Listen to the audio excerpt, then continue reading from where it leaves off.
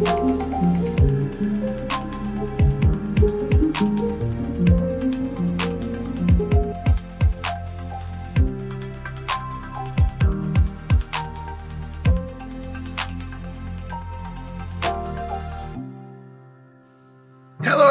to this edition of Viral as we talk about and remember and celebrate the life of RegisPhilbin, the morning show, talk show, daytime, game show presenter, had passed away last month at the age of 88. Tomorrow would have been his 89th birthday.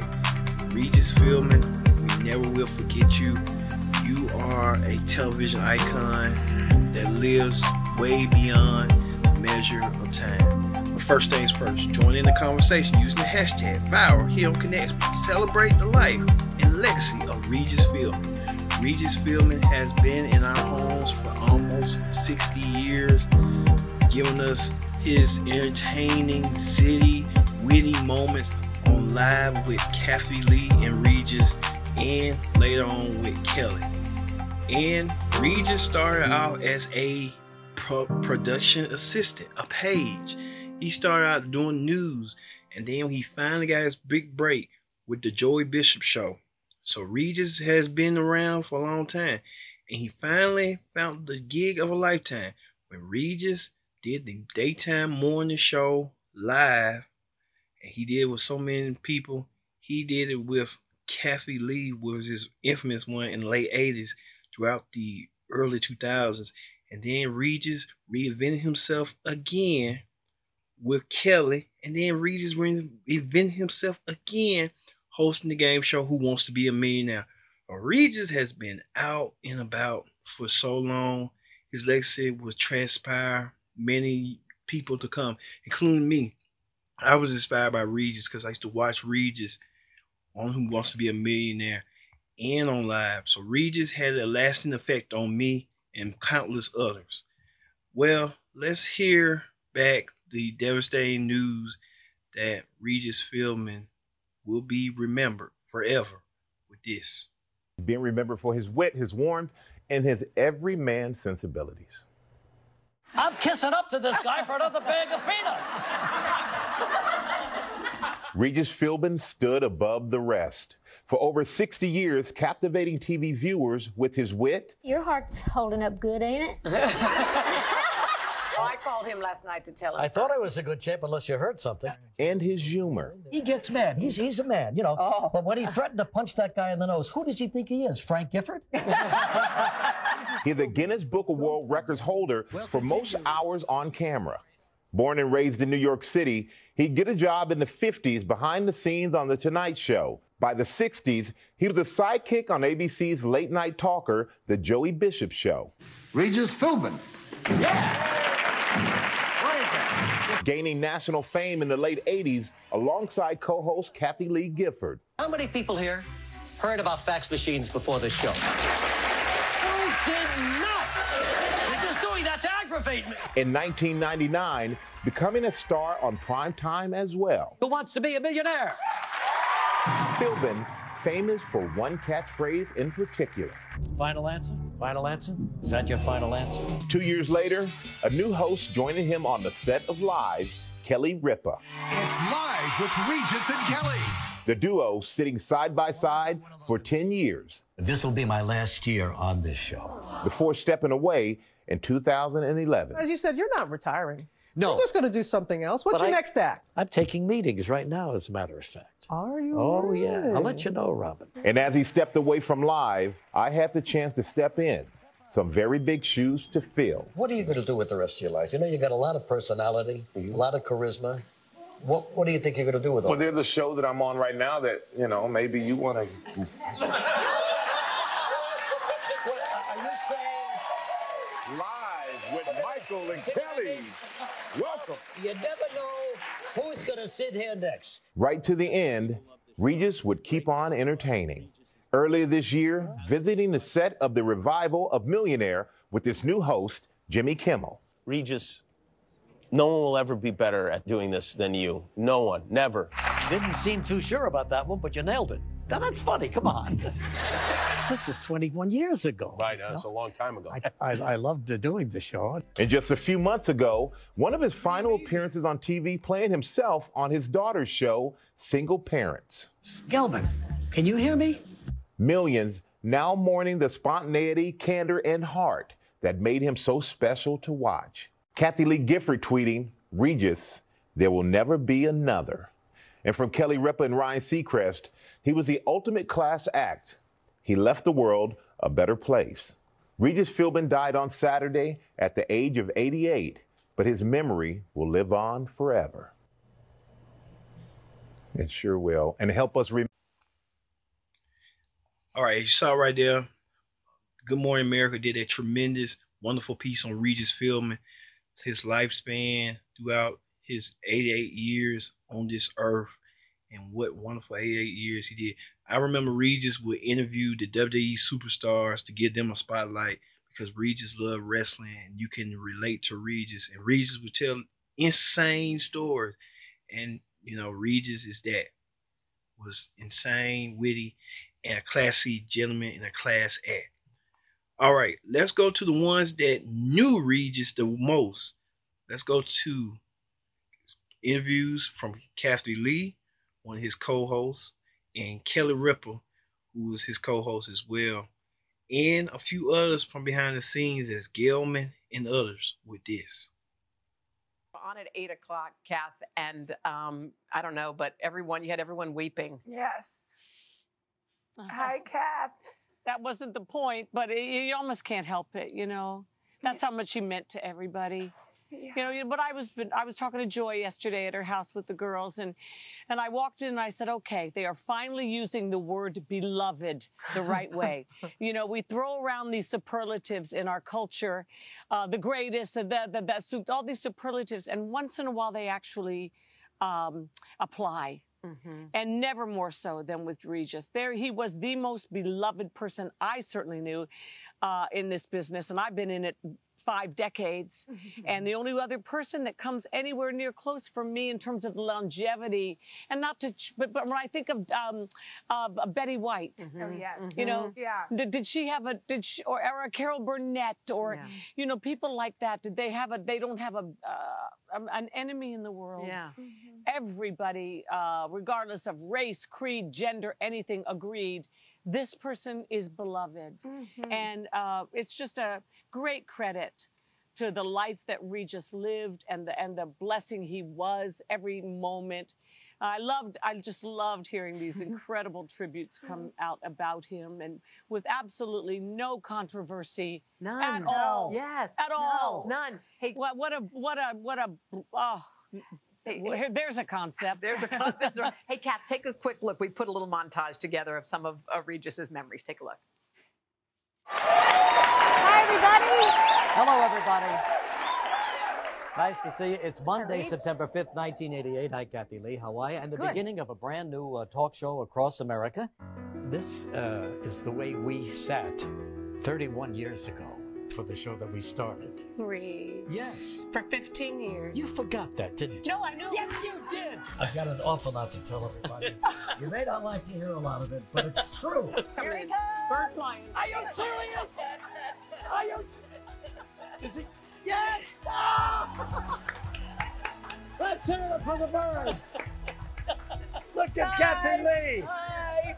Hey, look over here. You'll never see this again. Happy Halloween. Happy Halloween. He's out of control. So is she. Come on, Delman, do something. Oh, he's getting in on it. Almost 20,000 of you Actually, entered. 12. I'm sorry, 12,000. That's Jello. You think you're having fun, huh? You two together on the streets of New York had to make everybody go ape. They're yelling at Regis. Kelly, how you doing? It's Regis and Kathy Lee. They don't care. What do you think Regis's favorite song is? Say it out loud. Pennies from heaven. She's right. Every time it rains, it rains. Pennies from heaven. Everybody You loves should this open guy. the show with this. Pennies from heaven. Sing it, Regis. Finish this lyric to my song. Let's hear it, please. Everyone has a story. What's the next line? Everyone doesn't care. Go, go. Yeah, mood music. She's closing in on me. I'm staying right here. She's getting close. Let me show you how it works. Hey, Hanson. Oh my God! When you guys did the show together, did they give you a rap really quickly? Did No. you talk They as never long? rapped us. You talked as long as you wanted? No. Regis making a break for it. Kathy Lee, you want to know the best part of my life, my TV life, was in the 15 years I spent with you, 1985 to 2000. We stayed friends through the entire game, and it was a lot of fun. And he's from heaven.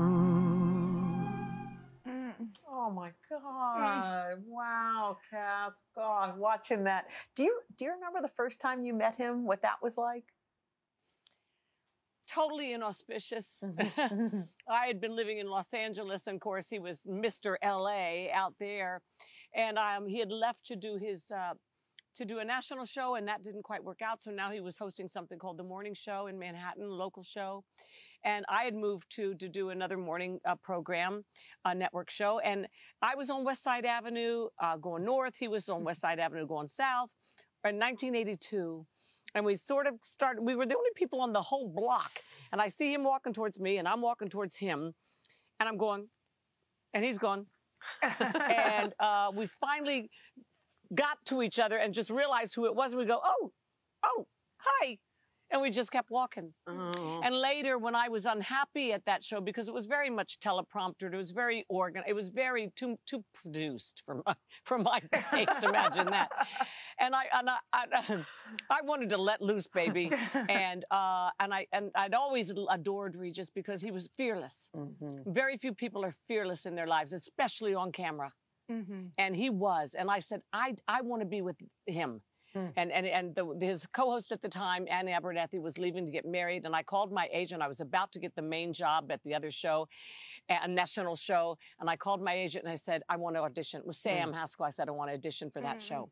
And they go, what? But it's a local show. I said, I don't care. I want to work with him. And so they got me a couple of auditions. And it was magic right from the beginning, even though we'd only had that one awkward meeting, because I finally got to do what I was born to do, was just let it rip. And he was already letting it rip. He was a master of ripping, if you know what I mean. And he was like playing ping pong at the highest level, verbal ping pong. And if you could keep up with Regis, there was no end to where it could go. And we could, from the very beginning, it was yin and yang. It would bing, bang, bing, boom. And we reveled in it. We relished in it. We just adored it, not knowing anything about what the other person was going to come up with. You know what? They should make some sort of a game about it for old people to keep their minds active. Put on old Regis and Kathy Lee and see what they came up with, because it was just insane. It was like stream of consciousness, but with millions of people watching. So the tributes, as you say, have been pouring in, and he is so beloved. What did it feel like to bask in his glow? Not everybody got to do that. What did it feel like to sit next to him? Well, for me, it was the most comfortable place in the world, except sitting next to my husband. Sometimes Frank said, "You spend more time with him than you do with me," and I said, "I like him more." Just kidding. You know what I used to say to Frank? I'd say, "He's funnier." Nobody was funny. Nobody was funnier than Regis. And when he and Frank had such a great relationship, you know, there weren't too many men that Frank could relate to on the same level, who had accomplished as much in his own industry and was also beloved and iconic and legendary. So Frank still had a good head of hair, and so did Regis, and they could let their hair down with one another. So we were blessed not only to be individual great friends. I count Regis on this hand and maybe down to two, you know, my dearest friends in my entire life. And yet with Joy and Frank, we were great couples friends. And that's rare. Usually somebody says, I love her, but that you know, schmuck she's married to, or, you know, something like that. Are you still allowed to say schmuck? I don't know anymore. Yes, it's an old Yiddish term. Okay, you can take it up with somebody who made it up. I think it's okay to say it. Anyway, I heard that a lot of times, but anytime I wanted to do something with Regis, he says, who's coming? Regis and Joy. He was in. He was in. And we were all over the world together. And his children were already growing. They were little girls when I joined Reg, and he had a muzzle on his mouth. He wasn't starting to not be able to talk about his kids. Because, you know, teenagers start putting a muzzle on their parents, especially on national TV. But my kids were babies and they couldn't talk back yet. So once I started having children, you know, people would put me down for just always talking about my kids or something. I'm a brand new mother. I don't go out. All I do is nurse and change diapers. What am I supposed to talk about? What you're gonna talk about. Let Regis be Mr. First Night on the town, Mr. First Night or Mr. Everything. Let him bring that to the table and let me bring what's going on in my life. And you know what? No woman had ever talked about, that I know of, having children, being pregnant, nursing, all the stuff that goes on after birth, all the stuff I can't even remember anymore. But I did. And he would get completely grossed out about it. But there were millions of women sitting at home with their newborns going, oh, I'm not alone. Exactly. I know my nipples hurt too, you know. It's just only Kath got schmuck and nipples in the same conversation. Hey, Kath, we love you. I mean, I feel like you just said Regis taught you about fearlessness, and you taught us, and we're going to try to play it forward, but we love you. Love you, and we Kathy. miss RegisPhilbin. We've seen him more than anyone else on television, and tonight, a 2020 special walking through the journey of his incredible life in his own words and the people closest to him. In an ABC News exclusive, I spoke with one of those dear friends, Kelly Ripa. RegisPhilbin was one of a kind, known for his warmth, his wit, his charm, and his endless energy and devotion to his audience. In his own words, telling Katie Couric that would be his legacy. I hope to be remembered most for 17,000 hours in front of a television camera. Is that enough for you? And several hundred of those hours with his last co-host, Kelly Ripa. What went through your mind when you heard the news? It was this moment, and my daughter sort of crystallized it for me. Lola said, that's got to be a mistake.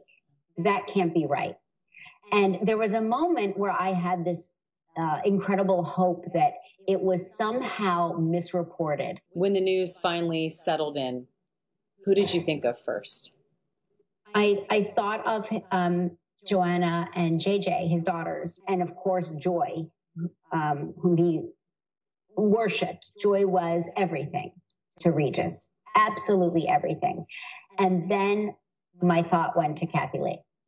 Forget it all, but please recall I love you. I think my biggest takeaway from the 11 years that I shared with him was that you have to be yourself. You cannot be one person on camera and a different person once the light goes off or the audience is gone. You have to be who you are. I watched it today, this amazing footage of Regis babysitting your kids. When you watch that footage back, what goes through your mind?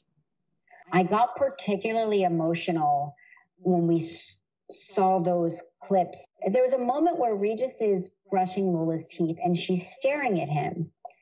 And he says to her, I think he said, you're a genteel little lady. You're a genteel little woman, you understand? Okay, that's good, honey, that's good. Just the way he spoke to her in this very sweet way. He made it all seem so effortless. What was his talent? His talent was being himself completely and making everybody else the star of the show. I think his love of people will also be his legacy. And you can see our special RegisPhilbin, The Morning Maestro, tonight at 8 p.m. Eastern, right here on ABC. And you're going to hear from Regis's co-hosts over the years. You're going to see some rare behind-the-scenes footage and hear from Regis in his own words. And Robin, I love that Kelly said he was exactly the same person off camera that he was on camera. Thank you. You know, Art Moore also, who I think we have as well.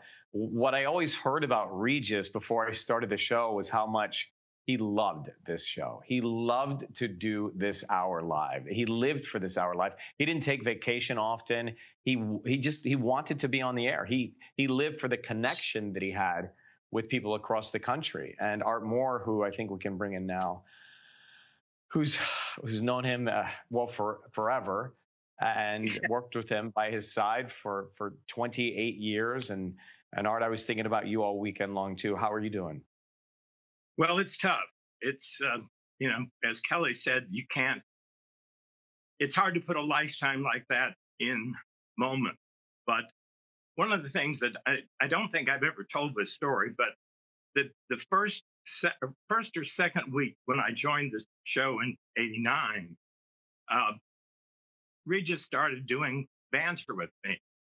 And I kind of responded, but I didn't do too much. I just was there because I just joined and I was trying to get the grasp of things and how things were going to go.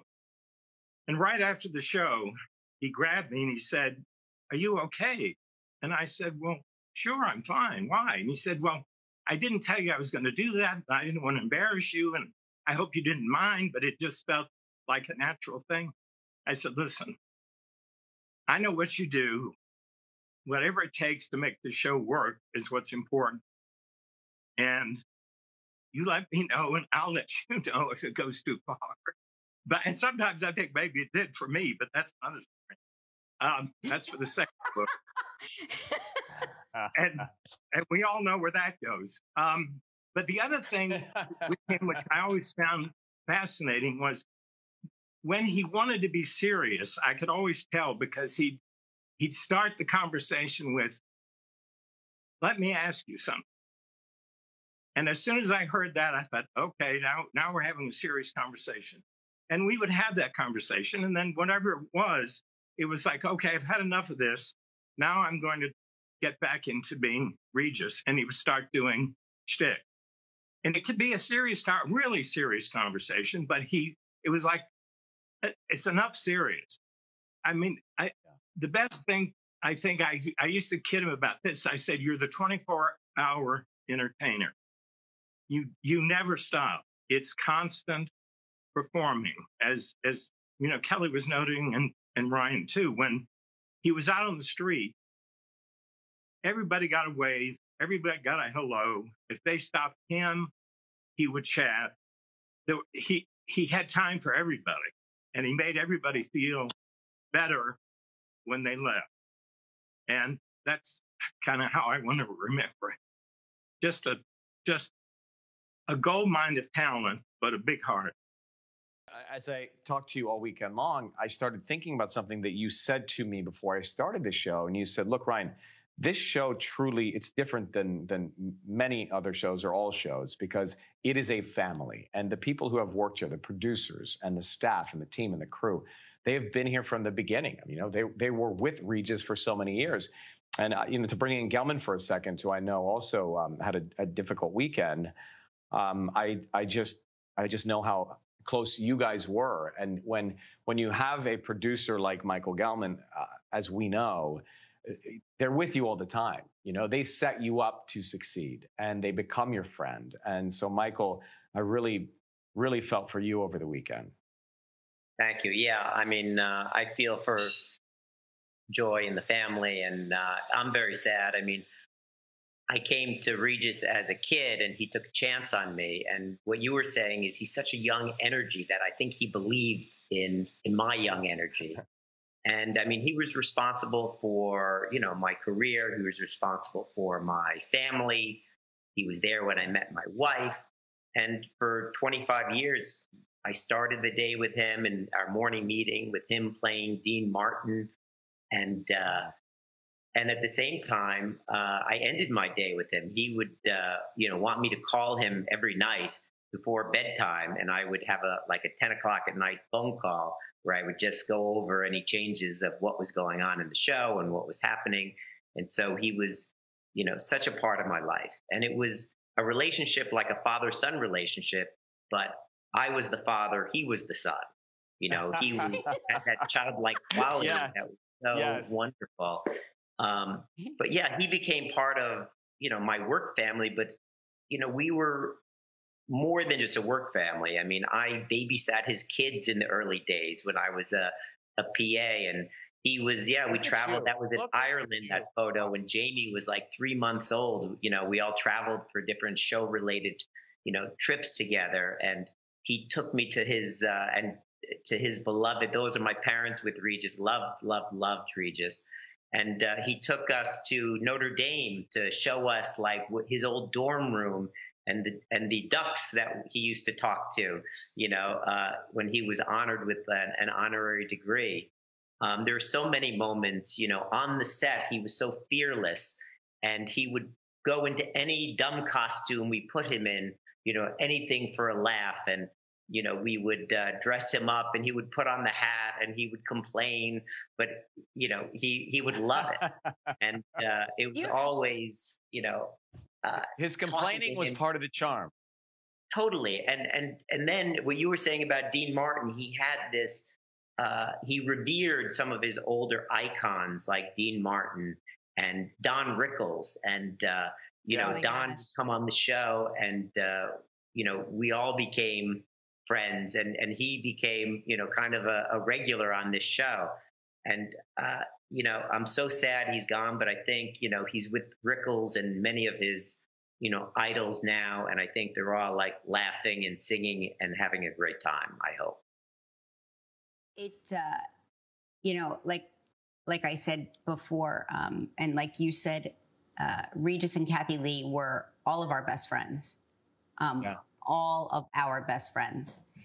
And I, like I said, when I sat in that chair, which was a job I got by accident, it's like one of those things where it's truly an accidental moment in my life. But I was able to raise my children there. And it really is the thing that because my kids were, when we were all together and my kids were like, this is not true, is it? Because it was this overwhelming sense of dread that could this possibly be true? Maybe it's, when you hear news like this and it breaks, you think to yourself, it's a mistake. It's one of those dreadful mistakes, and I can't wait to hear Regis's spin on this. I can't wait to hear what he has to say it, because he was always the foil of his stories. He would tell a story, and he was always the person that failed in the story. A lot of people build themselves up to be like the great heroes of their stories. He would make sure that he was so self-deprecating. But what I love to remember about him is his relationship with my kids, because Regis had this ability. Oh my goodness. He would talk to kids like they were adults. He didn't care if they were 2, if they were 4. It didn't matter. He would talk to them like they were adults. And my kids responded to that in a way that was they just worshipped him. And Regis is responsible for Michael's love to this day of Dean Martin and the Rat Pack. And Joaquin. Right? Oh my goodness, yes. Regis got him his first Dean Martin CD for Christmas, and he was 3 years old. And, you just think, what's he going to do with this? And I swear, by the time Michael was 4.5, he was reciting Dean Martin Las Vegas routines, and I just remember when Regis babysat my kids one time we did it as a bit for the show. We said, what would happen if Regis babysat my kids? And he's so funny. He talked to the boys like he would talk to them like they were adults, like I said. And there was this moment with Lola where he was brushing her teeth before bed, and she was staring at him because, I think there was a moment where she wasn't sure how he got out of the TV and into the house. Right. I understand. Yeah. He's brushing her teeth and she's staring at him, and he says, well, you're a genteel little lady, or some words to that effect. He says something to her like, you're a genteel little lady. And then I realized what it must be like to have been one of his daughters, right? Because there was this softness to him when he spoke to Lola that was. Yeah, I know. And you know, I remember when I first started watching, you know, Regis and Kathy Lee, I thought they lived together in that apartment. I thought that the set with that backdrop was where they live. I thought that was the terrace. I thought that backdrop was real. You know, it was like, oh my gosh, these people live in the most beautiful apartment. And I know they're not married, but they're roommates and they have such a great relationship. And I didn't quite understand that. They're roommates in a beautiful apartment in Manhattan.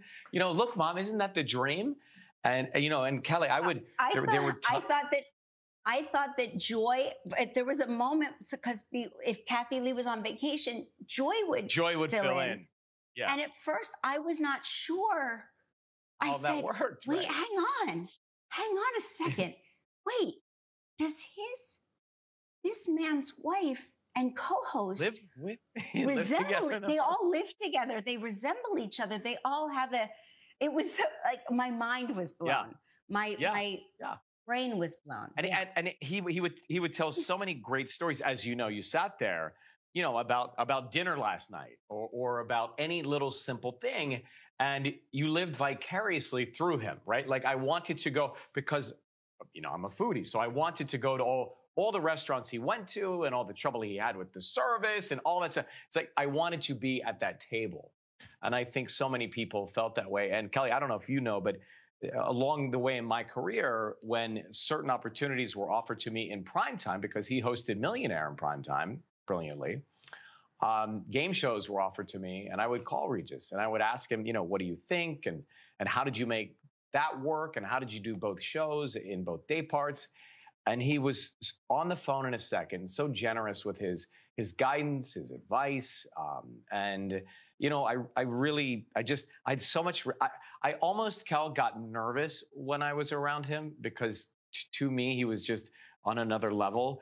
And I remember one morning after we finished our show and we just started, he came downstairs to the radio studio and he gave me a hug.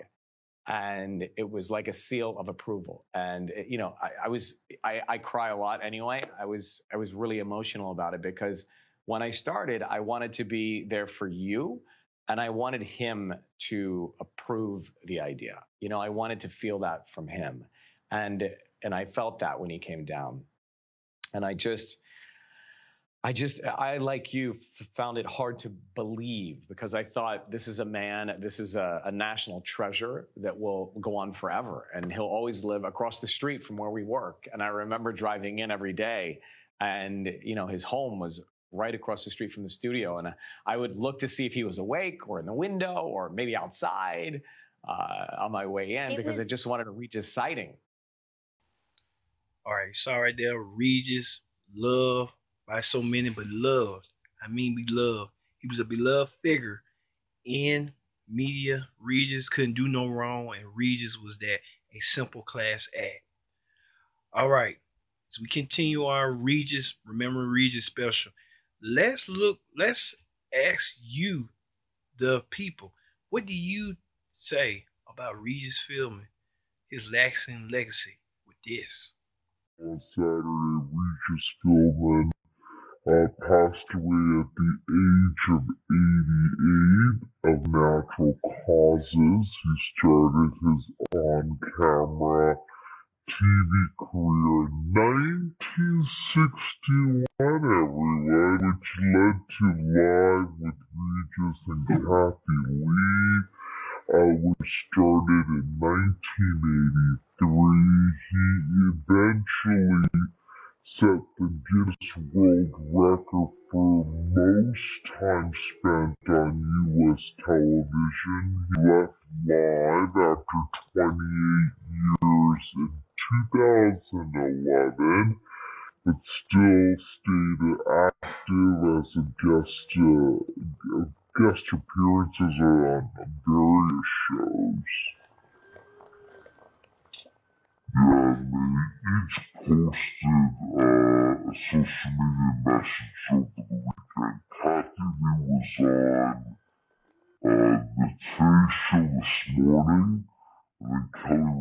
was back on there with Ryan. They came over about 2 weeks ago. I saw Reach get out of the car with Joy, and I sensed some much more fragility than I'd seen in him since the last time in January out in Los Angeles. So I had made them their favorite. I hadn't, but this wonderful friend of mine, Andy, did. Their favorite thing is called Frutti di Mare. And it's a just big bowl of just deliciousness. And we sat right here on my same porch, and we laughed ourselves sick. We always just picked up right where we left off.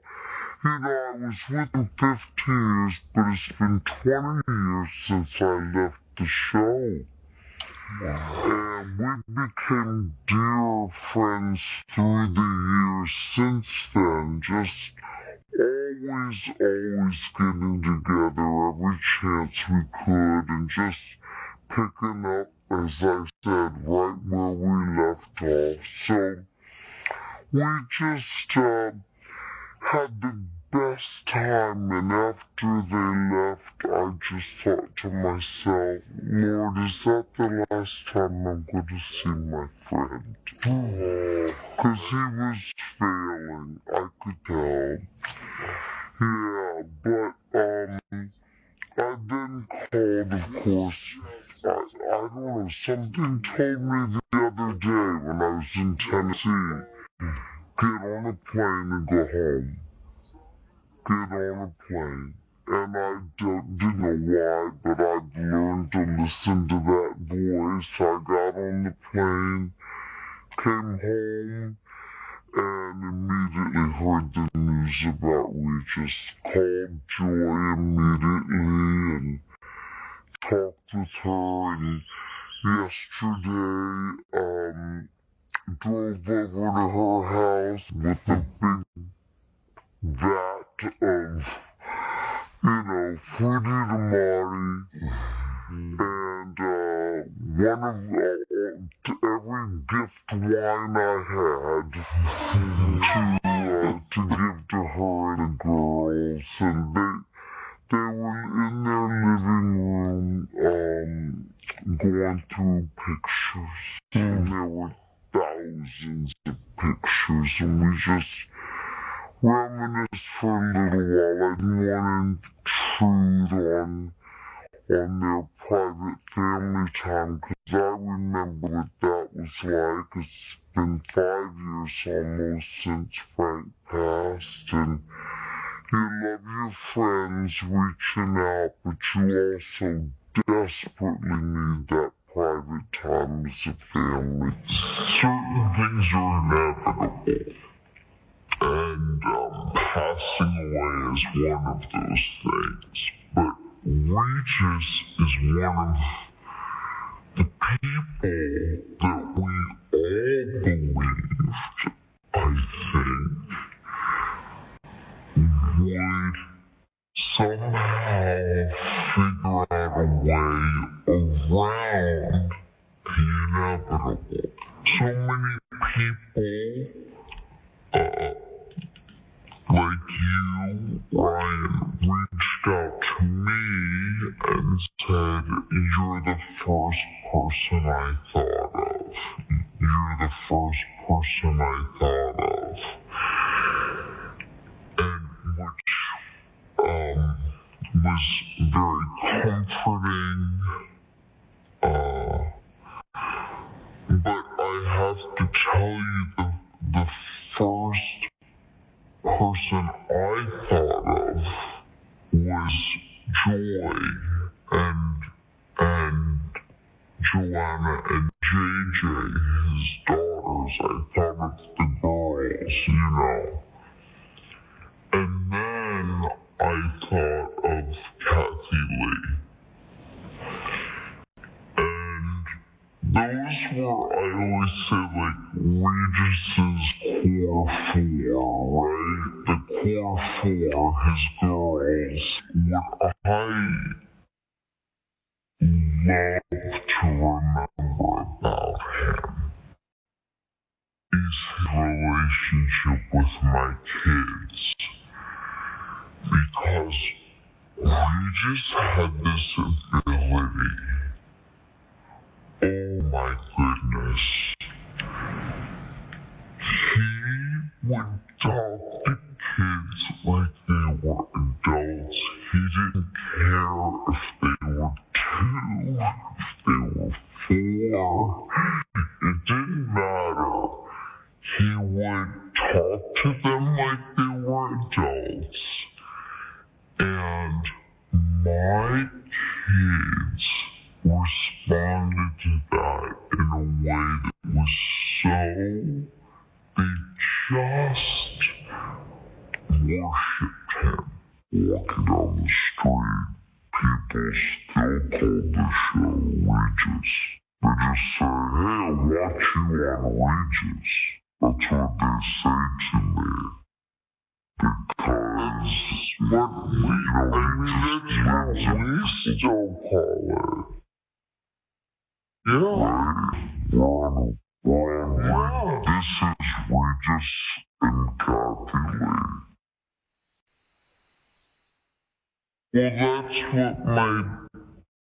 Well, that's what my parents still call it. It's what I've always called it. That's what I usually call it.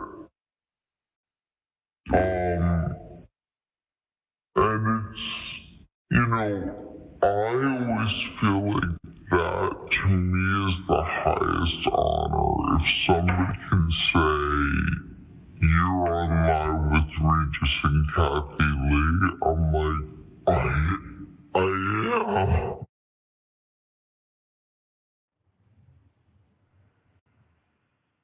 Yeah, what a legend. And what are your thoughts on passing? You know, as a kid, and I'm sure you can all relate, we used to watch that every single morning,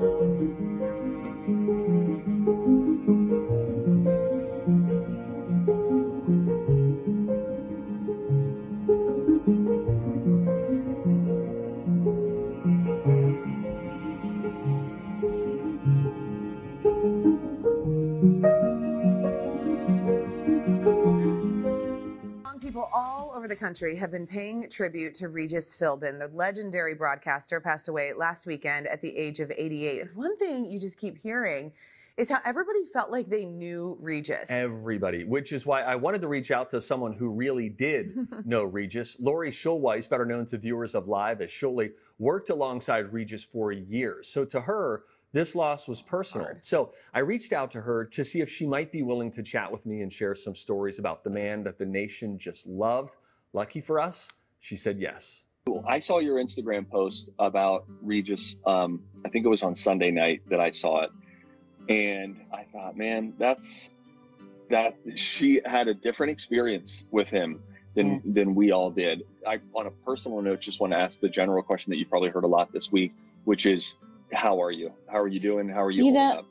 I'm good. I have good days and bad days. I mean, it's like he definitely was, a lot of ways, a second father to me throughout our time together. So I really feel the loss of like a friend. I can appreciate that all of America is mourning for him, but I definitely am mourning for him in a different way. But it doesn't, like, he belonged to everybody. That was the beauty of him, So it doesn't make it's like everyone has their own grief when it comes to him because they thought that he was their best friend. That's so true. Like I'm one of the masses, the millions who said, I grew up watching Regis and Kathy Lee. I was watching it with my mom. And I just felt like as a young boy, I know this guy. I want to hear what he has to say. If Totally. Notre Dame won or lost, my mom would say, "Oh, Regis isn't going to be happy on Monday." You know, it's just all these kind of things. But the interesting thing is, it's a one-way relationship, because we felt like we knew him, and he certainly connected with us. But there's only a select few that actually knew him. You knew Regis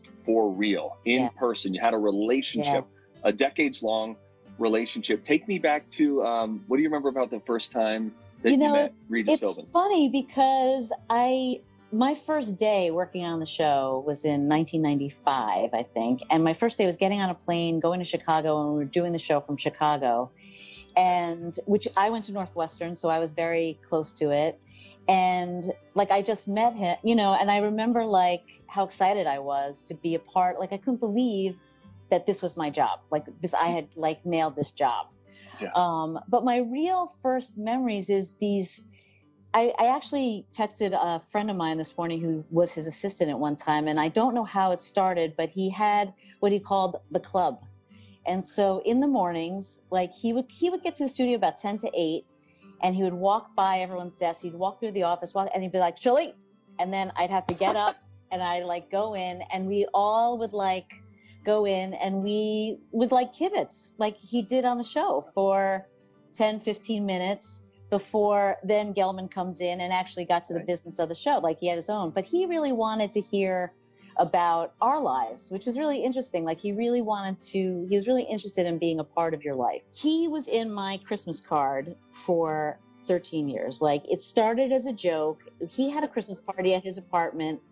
And someone took a picture. He was giving us a tour of the apartment, and someone took a picture of the two of us in his shower. And it was really a funny picture. And so I'm like, this would make a funny Christmas card. And so I sent it out. Well, then the next year I had to think of something else. And it just happened that the show went on remote to Mount Rushmore. And the picture I posted actually is him and me on the top of Mount Rushmore, which is actually one of my... arm around you. Yeah. And so that was the next year. And then it kind of like developed for that. I mean, it got to the point when he got Who Wants to Be a Millionaire, I had a dog. Then once I got a dog, the dog had to be in it. Then I got a husband, the husband had to be in it. Like, everybody, it was like, he was so patient and kind, and just knew that he wanted to be a part of it. What's the most important lesson that he taught you, if you had to boil it down to one thing? I mean, I think, it's funny. It's not like he pulled you aside and said, okay, this is what you need to know. He actually really showed you by example. I mean, he really taught me to be kind and to be patient, and that everybody's important. I mean, I find myself to this day, when I'm on the phone with somebody that's helping me out, I always say, like, what's your name? Like, where are you? And those are lessons that I learned from him, because it was like involving you, making you feel special. I think that Kelly or somebody, in one of these tributes said, like, he was able to make anyone he talked to feel special. Your light is what shined around all of us and made us look so bright for so long. I also learned how to tell a story. I mean, I don't know that you could tell that by anything I'm saying right now, but I feel like he really was the master storyteller. He knew that to make it really good, he needed to be the butt of the joke. Like, he definitely needed to be the butt of it. And that's the part of it. That's, he always said to me, he said, when you tell a story, don't say, hey, this is a really funny story. Don't tell the person that it's funny. They're going to know, let them decide, you tell. And that's what he did every day. He was authentic. He made all of his co-hosts authentic. I mean, when he dragged me onto the show, I was always parked, right in front of them. I hold the date every day, what they say, I just, sometimes I forgot that I was working. I was just like watching the show, because it was like so entertaining. But he had an knack for sniffing out who he should interact with. Obviously Gelman was the gold standard of that. Sure, yes, right. But I think that he really had a rare talent. He's really one of a kind. I mean, there definitely will not be another. You know, we probably talked for about 20 minutes, and she Yeah. was like, look, I'm going to ramble and I might cry at one point, but it was, and then afterwards she sends me a message and says, sure enough, right after we hang up, I have all these other things that I wanted to tell you, but that's it. If you were that close to Regis, then you're never at a loss for a story about Regis. I So love hearing that. thank you. Those Thank are you, really Shirley. great Appreciate memories. That was so sweet. And those pictures were amazing. Really great. All Yeah. those photos. Coming up. As you saw right there, a lot of people have nothing but love for Regis. As RegisPhilbin left a lasting legacy, a lasting impression on the world and in it, and make it better. Man, it's going to be tough without Regis, but Regis will live on forever in our hearts, in our minds. And that's what, man, that's what's important. That's what makes the world a better place. People like Regis wake up and you start your day off with something. All right. Thank you all once again for watching this edition of ours. We remember RegisPhilbin, man, here on Vow. See you later.